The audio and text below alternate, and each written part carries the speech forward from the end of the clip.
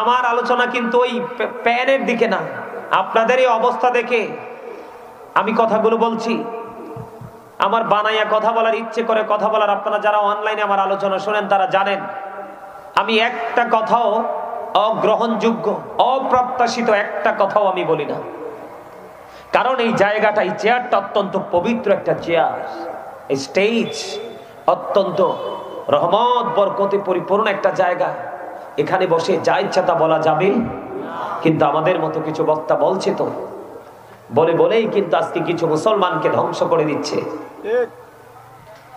সম্মানিত উপস্থিতি, আমার দিকে তাকান।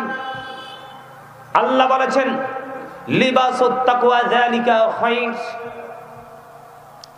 আল্লাহ রাব্বুল আলামিন ঈমানদার পুরুষের জন্য পোশাকের ওয়াজ করেছেন। ইয়া বানি আদম কদ আনজালনা আলাইকুম লিবাসান ইউওয়ারি সাওআতিকুম ওয়ারিশান ওয়া লিবাসুত তাকওয়া যালিকা খায়র। আল্লাহ রাব্বুল আলামিন মানুষকে যেমনি সুন্দর করে বানাইছে, তাদেরকে আরো বেশি সুন্দর রাখার জন্য আল্লাহ তাদের পোশাক দিয়েছে। কি দিয়েছেন? পোশাক দিয়েছে, বস্ত্র দিয়েছেন। আদম সন্তানকে লজ্জাস্থান ঢাকার জন্য আরেকটা পোশাক দিয়েছে সাজের জন্য। বন্ধুর বাড়িতে, বিয়ে বাড়িতে, আত্মীয় স্বজনের বাড়িতে যাবেন, নরমাল পোশাক পরে যাওয়া যাবে না। এই জন্য আল্লাহ রাব্বুল আলামিন স্পেশাল আরেকটা পোশাকের ব্যবস্থা করে রেখেছেন। নরমালি পরেন লজ্জাস্থান ঢাকার জন্য, আর কোথাও যাওয়ার সময় পরেন স্পেশাল সম্মানী পোশাক, দেখলে যেন সুন্দর লাগে। কথা বলেন না কেন? আর তৃতীয়ত যেটা, লিবাসুত তাকওয়া যালিকা খায়র। আল্লাহর কাছে আরেকটা পোশাক আমাদের জন্য বরাদ্দ, যেটা তাকওয়ার পোশাক, যেটার মধ্যে লজ্জাস্থান ঢাকার ব্যবস্থা আছে, সাজেরও ব্যবস্থা আছে, তাকওয়াও আছে। তিন রকমের তিনটা হলে ভালো হয়, নাকি একটার মধ্যেই তিনটা গুণ থাকলে ভালো হয়?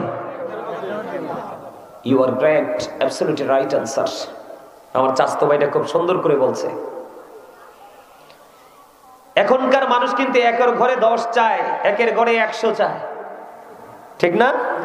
মানুষ কিন্তু অনেক লম্বা থেকে ছোট্ট মেসেজ চায় না, ছোট্ট জায়গা থেকে বড় মেসেজ চায়। সম্মানিত উপস্থিতি, এই পোশাকটা যে আল্লাহ বলছেন, পোশাকের কন্ডিশনটা কি? আমার দিকে তাকান। উপর দিয়ে থাকবে লুঙ্গি হোক, প্যান্ট হোক, পায়জামা হোক, ট্রাউজার হোক, যেই পোশাকই হোক, উপর দিয়ে থাকবে নাভি বরাবর। কি বরাবর? অথবা আপনি উপরে রাখতে পারেন, আর নিচে দিয়ে থাকবে টাকনুর উপরে। এই কন্ডিশনে পোশাকটা পরা আমরা ইমানদার হিসাবে আমাদের জন্য ফরজ। কি? উপর দিয়ে নাভি বরাবর, নিচে দিয়ে টাকনুর। এটা কে বলেছেন? আল্লাহ। আপনারা বুকে হাত দিয়ে বলেন তো, আপনাদের ছেলেরা, আপনাদের নাতিরা এই যে অসভ্য পোশাকটা পরে পরে ঘুরছে, আর একটা পুরুষ আর একটা পুরুষের দিকে তাকাইতে পারে না, তার সামনের দিক দিয়েও তার লজ্জাস্থান দেখা যায়। বিশেষ করে সবচেয়ে বেশি আফসোস লাগে শুক্রবার দিনে। মুসল্লিরা তো, মানুষ তো প্রতিদিন মসজিদে যায় না, সব ধরনের মানুষ জুম্মার নামাজ পড়তে যায় না? জুম্মার নামাজ পড়তে গেলে যখন রুকুতে যায়, আপনারা দেখবেন তার পিছন দিক দিয়ে 100% লজ্জাস্থানটা আরেকজন দেখতে পায়। তা আল্লাহ না বলছে, আমি তোমাকে পোশাক দিয়েছি তোমার লজ্জাস্থান ঢাকার জন্য। এখন তুমি পোশাক পরছো ঠিকই, তারপরেও তোমার লজ্জাস্থানটা ফাঁকা। এখন তুমি কি আল্লাহর কথা মেনেছো নাকি অমান্য করেছো? তাহলে সে আর মুসলমান আসেনি? কথা কোন আসেনি মুসলমান?